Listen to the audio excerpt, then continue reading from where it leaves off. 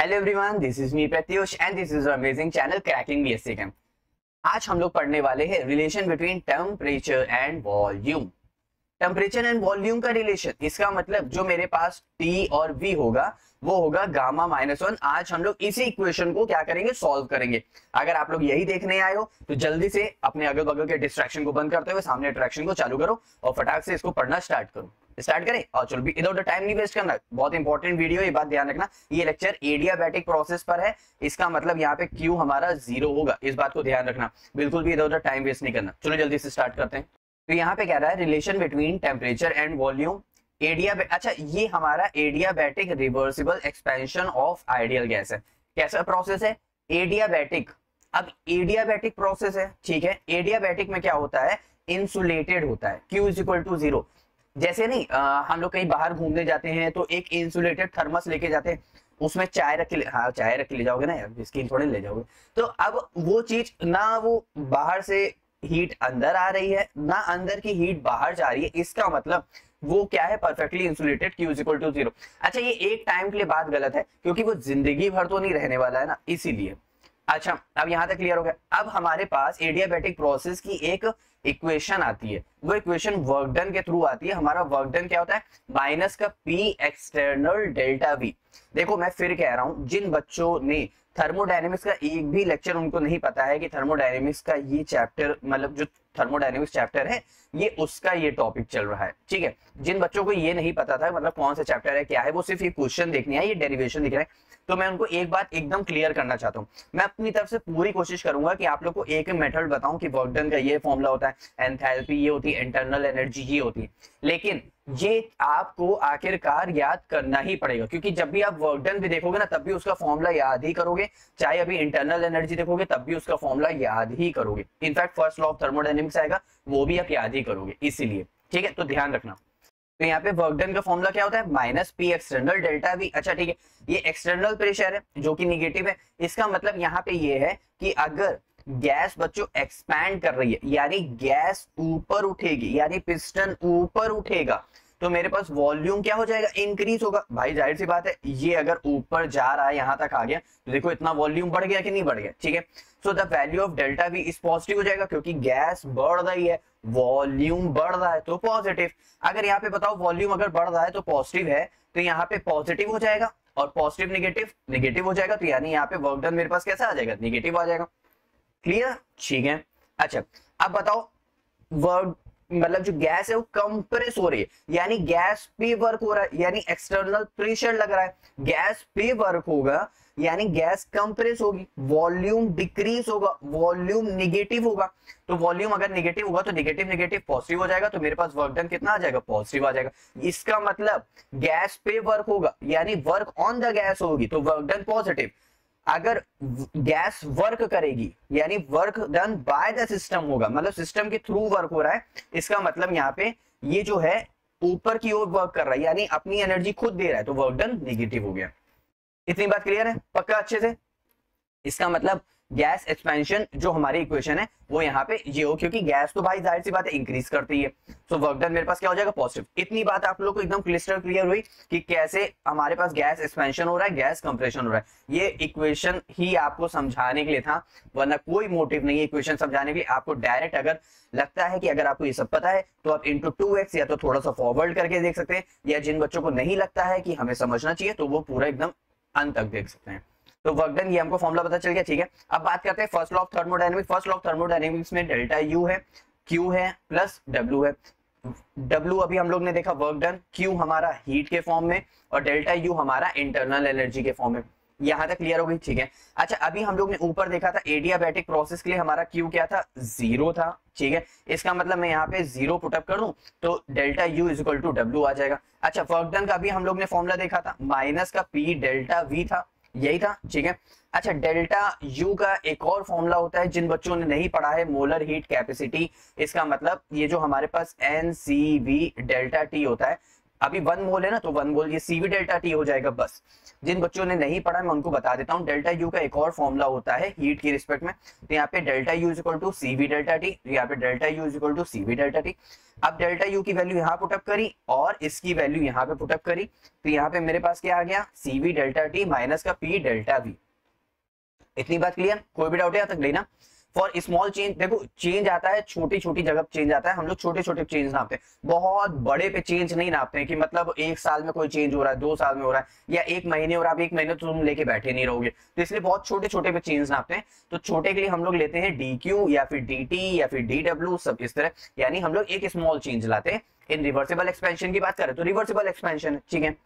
फिर उसके बाद हमको ये पता चल गया, पूरी हमारी इक्वेशन आ गई। देखो रटने की कोशिश नहीं करना, आप लोग ने स्टार्टिंग में फॉर्मूला पकड़ा, फिर बस उसके बाद मेथड उसका जो है लगाते चले गए। अच्छा यहां तक एकदम क्लियर हो गया, कोई भी डाउट है यहां तक लेना। अब ये माइनस का P है, ठीक है, माइनस का P है। अब एक बार बताओ, PV is equal to NRT होता है, ये तो 1 मोल हो गया, तो PV is equal to minus का RT बचा। अब मैं V is equal to minus का RT बाय मैं V ले लेता हूं, P इज इक्वल टू ना, तो यहाँ पे माइनस का R, ये देखो माइनस का RT बाय V, मैंने इसको ले लिया। मैंने V जो dV के नीचे ले लिया क्योंकि सेम सेम इंटीग्रेशन हो जाएगा। कोई भी डाउट यहाँ तक नहीं ना। देखो for an ideal gas PV is equal to NRT for 1 mole of an ideal gas. अब यहाँ पे जो मैंने ये सब लिखा हुआ है ना बच्चों, ये सब आप अगर एग्जाम में लिखोगे, इस तरह थ्योरी आप एग्जाम में लिखोगे, एग्जामिनर बहुत खुश होता है, आपको बहुत अच्छे मार्क्स देता है। ये चाहे 12th का भी पकड़ो, चाहे BSc का भी पकड़ो, चाहे MSc में, मतलब सॉरी उसमें भी इनफैक्ट पूछा जाता है, MSc के एंट्रेंस एग्जाम में भी, तो ये बात ध्यान रखना। अच्छा यहाँ तक क्लियर हो गया, ठीक है। अब यहाँ पे क्या करते हैं, देखो इस T को मैंने नीचे ले लिया, DT बाय T सेम कर दिया और DV बाय V सेम कर दिया, ठीक है। अब यहाँ पे क्या होगा, जब भी हम लोग DT बाय T होता है तो यहाँ पे ln आ जाता है। जिन बच्चों को नहीं पता है मैं बता देता हूं, ये इंटीग्रेशन का टर्म होता है। अगर जो बच्चे मैथ से हैं उनको ये पता होगा, जो बच्चे बायो से हैं मैं मानता हूं उनकी बायो मतलब मैथ थोड़ी छूट जाती है, लेकिन मैं उनको कम नहीं आ रहा हूं, ठीक है। आप लोग भी कर सकते हो, कर लोगे ना यार, पक्का, डराओ नहीं यार, है ना। तो बस ln बाय T और यहाँ पे ln V कर देना, बस मतलब ln T और ln V कर देना, बस और कुछ नहीं करना। अगर dV बाय V मिले या dt बाय T मिले, कहीं भी कुछ भी मिले, dA बाय A मिले, तो यहाँ पे ln हो जाएगा, ln A, ठीक है। अब इसके बाद क्या करना है, यहाँ पे ध्यान दो, इस तरह पूरा हमारा फॉर्मूला बन गया, जो भी एज इट इज था पूरा सब कुछ हो गया। अब हम करेंगे इंटीग्रेशन टेम्परेचर के रिस्पेक्ट में T1 से T2, वॉल्यूम के रिस्पेक्ट में V1 से V2, ठीक है। अब यहाँ पे इंटीग्रेशन करेंगे भाई, हाँ वही वाला इंटीग्रेशन है, इस तरह और इस तरह, T1 से T2 जा रहे हैं और V1 से V2 जा रहे हैं, सब कुछ वैसे ही है, देखो सब कुछ वैसे ही है। यहाँ पे हमने क्या किया, कांस्टेंट टर्म वही माइनस R, कांस्टेंट टर्म है तो माइनस R को मैंने बाहर कर दिया है, ठीक है। अच्छा यहाँ तक क्लियर हो गया। अब इंटीग्रेशन हो रहा है लॉग का T, मतलब ln का T, तो यहाँ पे हो जाएगा ln का T2 बाय T1 हो जाएगा, क्योंकि ये हट जाएगा और ये हट जाएगा। इंटीग्रेशन में D टर्म हटाने के लिए हम लोग इंटीग्रेट करते हैं और लॉग टर्म हटाने के लिए, तो यहाँ पे क्या हो जाएगा, T2 बाय T1 हो गया, यहाँ पे V2 बाय V1 हो गया, क्योंकि कहां से कहां तक चल रहा था, यहाँ से। इसको हम लोग ऐसे भी लिख सकते हैं, ln इसका ब्रैकेट में यहाँ पे V2 से बाय V1। अब इसको अगर समझ जाओ तो यहाँ पे ऐसे हो जाएगा V2 बाय V1, ऐसे समझ जाओ। यहाँ पे एक स्टेप बस खाली एक्स्ट्रा था, कोई भी डाउट नहीं है ना यहाँ तक, ठीक है। तो यहाँ पे हो गया CV। अब इस मैंने क्या किया, मैंने इस CV को उठा करके, इस CV को मैं ध्यान से देखना क्या हो रहा है, यहां से इस CV को उठा के मैंने इसके नीचे लिया है, तो माइनस R बाय CV हो गया, ठीक है। अब ये माइनस R बाय CV है, जो लिखा हुआ है V2 बाय V1, ये लिखा हुआ है। अब मैंने क्या किया, माइनस हटाएंगे तो V1 वाला ऊपर आ जाएगा, तो V1 वाला ऊपर आ गया और V2 हो गया, और बचा हुआ ये जो पूरा था ना वो उसकी पावर में चला गया, ln छोड़ के, minus R by CV, minus कह रहे सिर्फ R बाय CV, क्योंकि मैंने क्या किया, उसको स्विच किया तो V1 ऊपर चला गया, V2 नीचे आ गया, तो V1 बाय V2 हो गया, ठीक है। और जो आगे R बाय CV था ना, CV इसके नीचे आ गया था, तो R बाय CV था, ये R बाय CV उठ के इसकी पावर में चला गया, ठीक है। इतनी बात क्लियर, ठीक है। यहाँ पे हो गया ln T2 बाय T1 और V1 बाय V2, R की पावर मतलब उसकी पावर R अपॉन CV, ठीक है। अब हमने एंटी लॉग लिया, तो यहाँ पे हम लोग ने ln को फिनिश किया, तो T2 बाय T1 आ गया, V1 बाय V2 आ गया और R CV आ गया। अब यहाँ पे एक बात ध्यान रखना है, R CV हम इसको क्या लिख सकते हैं, अच्छा CP minus CV is equal to R होता है, तो मैं यहाँ पे क्या लिख सकता हूँ, मैं यहाँ पे लिख सकता हूँ CP माइनस CV और डिवाइड बाय मैं CV लिख सकता हूँ, क्योंकि CP minus CV is equal to R होता है कि यहाँ पे ध्यान दो, ये देखो CP minus CV is equal to R, ये हमारी इक्वेशन वो पावर में है, हम आर को क्या लिख सकते हैं, सीपी माइनस सीवी अपॉन में सीवी हो गया, ठीक है। अब देखो मैंने दोनों को अलग कर दिया तो सीपी अपॉन सीवी हो गया यहाँ पे इस तरह, और फिर एक इस तरह, ये सीवी अपॉन सीवी हो गया, ठीक है। अब ये तो कट के हमको पता है 1 हो जाएगा। अब एक और टर्म आपको यहाँ पे याद ही करना पड़ेगा, इसको कोई और वे नहीं है यार। वो क्या होता है, CP upon CV is equal to gamma. देखो जिन बच्चों ने चैप्टर स्टार्टिंग से पढ़ा तो उनको ये पता रहेगा, जिन बच्चों को नहीं पता है तो वो मैं कहूंगा आप लोग सिर्फ याद ही कर लो, कुछ और मतलब नहीं है। CP upon CV is equal to R, वो भी वहां पे पढ़ के आते हैं ना, इसका मतलब याद ही करके आते हैं, कोई और नया वो नहीं है। तो यहाँ पे गामा -1 हो गया। अब गामा -1 हो गया तो इसका मतलब हम आर अपॉन सीवी को हम लोग गामा -1 लिख सकते हैं, ठीक है। अब एक बात ध्यान दो, तो मतलब ये दोनों के साथ है तो v1 की पावर भी ये और v2 की पावर भी ये। अब मैंने क्या किया, इसको इससे मल्टीप्लाई कर दिया, इसको इससे, तो ये देखो और ये देखो। अब ये वही वाला तो रेशियो है, p1 v1 gamma is equal to p2 v2 gamma. अगर ध्यान हो वर्क डन की एक और इक्वेशन है यार, तो यहाँ पे क्या बन जाता है, t1 gamma power -1 is equal to constant k, या फिर कांस्टेंट कुछ भी लिख दो।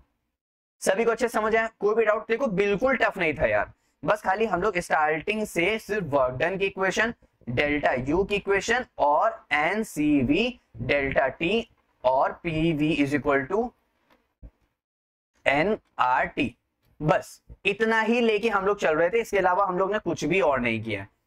अब आप लोगों का काम इतना है यार, इसको प्लीज अच्छे से लगाना, इस चाहो तो इसका स्क्रीनशॉट ले लेना, मेरी मानो तो इसको खुद से एक बार लिख के देखो ना, बहुत अच्छा सेल्फ कॉन्फिडेंस आता है। देखो हम दूसरे को तो ड्राइव करते हुए देख लेते हैं, हमें पता चल जाता है हाँ भाई गाड़ी चलाना बहुत है, लेकिन जब खुद बैठते हैं खुद ड्राइव करते हैं तब पता चलता है ना कि क्या कहते हैं, कैसे क्या करना है, कैसे मूव कराना है, तो सेल्फ ड्राइव से ही पता चलता है। तो आप लोग भी प्लीज एक बार इसको खुद से ट्राई करिए, डेफिनेटली आप लोग कर लेंगे। क्लियर?